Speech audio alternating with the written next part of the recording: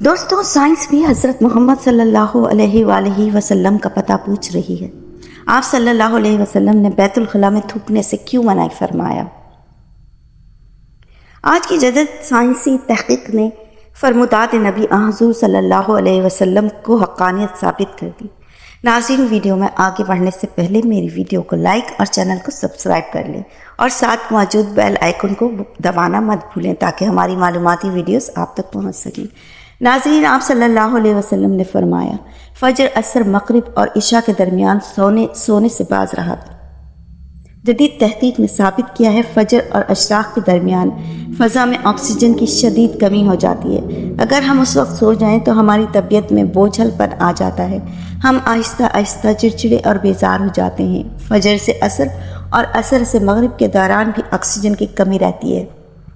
ہم اگر اس وقت سو جائیں تو ہمارا جسم آکسیجن کی کمی کا شکار ہو جاتا ہے اور ہم 10 مختلف بیماریوں میں مبتلا ہو جاتے ہیں۔ ان 10 بیماریوں میں دمہ بھی شامل ہے۔ لہٰذا یہ اوقات سو کر نہ گزاریں، اپنی پوری زندگی صحت مند رہیں۔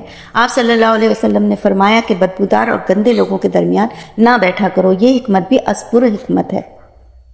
بدبو انسان کو ڈپریس کرتی ہے، جبکہ خوشبو ہماری توانائی میں اضافے کا باعث بنتی ہے۔ انسان اگر روزانہ 10 منٹ گندے اور بدبودار لوگوں میں بیٹھنے لگے تو یہ 20 دنوں میں ڈپریشن کا شکار ہو جاتا ہے۔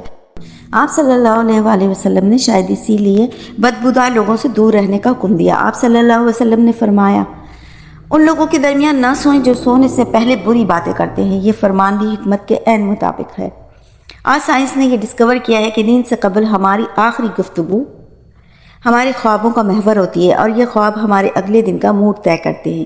ہم اگر برا موڈ لے کر سوئیں گے تو ہمارا دن بھی برا گزرے گا اور ہمارے برے خواب آئیں گے۔ ہم خوابوں کے طے کردہ موڈ کے مطابق زندگی گزارتے ہیں۔ چنانچہ نیند سے قبل ہماری محفل اچھی ہونی چاہیے تو ہی ہمارے خواب اچھے ہوں گے۔ آپ صلی اللہ علیہ وسلم نے فرمایا، بائیں ہاتھ سے نہ کھایا کرو۔ یہ فرمان بھی عین سائنس ہے۔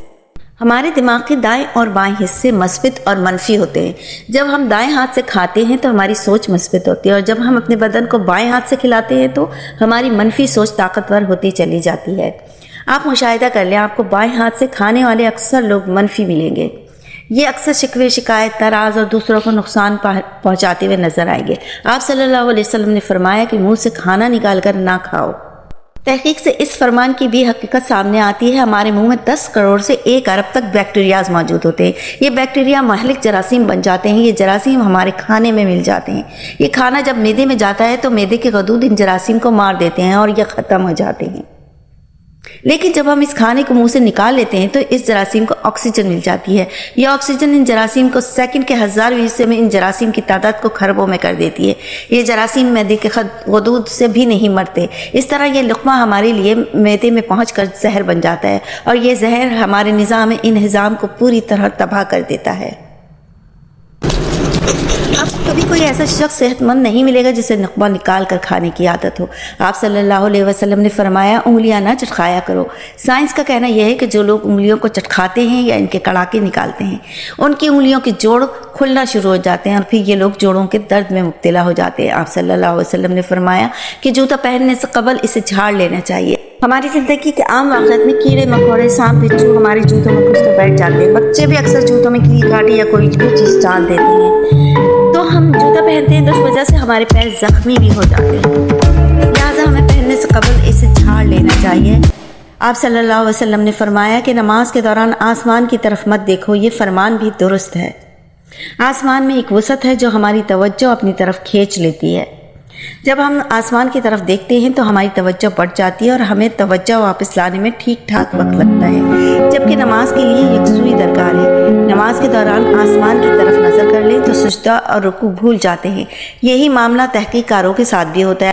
اگر کوئی لکھاری لکھتے ہوئے، مصور تصویر بناتے ہوئے اور موسیقار دھن بناتے ہوئے آسمان کی طرف دیکھ لے تو ان کا تسلسل ٹوٹ جاتا ہے اور یہ اپنا کام جلد مکمل نہیں کر پاتے۔ زیادہ تر تخلیقی کام بند کمروں میں ہوتا ہے۔ اولیاء، انبیاء اور بزرگان دین بھی بند جگہوں پر ہی اللہ سے لو لگاتے تھے۔ جراثیم کو پھیپھڑوں تک نہیں جانے دیتی۔ ہماری ناک سے صرف کیمیکل ناک سے جسم میں داخل ہوتے ہیں۔ جراثیم زیادہ تر منہ سے جسم میں اترتے ہیں اور ان کا جسم میں داخل ہونے کا سب سے بڑا ذریعہ بیت الخلاء ہے۔ لہٰذا آپ ٹوائلٹ میں رونے دھونے، گانا گانے، تھوکنے، فون پر بات کرنے سے پرہیز کریں۔ آپ کی صحت اچھی رہے گی۔ صلی اللہ علیہ وآلہ وسلم نے فرمایا، لکڑی کے کوئلے سے دانت صاف نہ کرو۔ ہم میں سے بے شمار لوگ کوئلے سے دانت صاف کرتے ہیں۔ کوئلے سے دانت چمک تو جاتے ہیں لیکن بعض اوقات مسوڑے زخمی بھی کر دیتے ہیں۔ یہ دانتوں کو جڑوں سے ہلا دیتا ہے اور منہ میں بدبو بھی پیدا کر دیتا ہے۔ آپ صلی اللہ علیہ وآلہ وسلم نے فرمایا کہ کپڑے ہمیشہ بیٹھ کر تبدیل کرو۔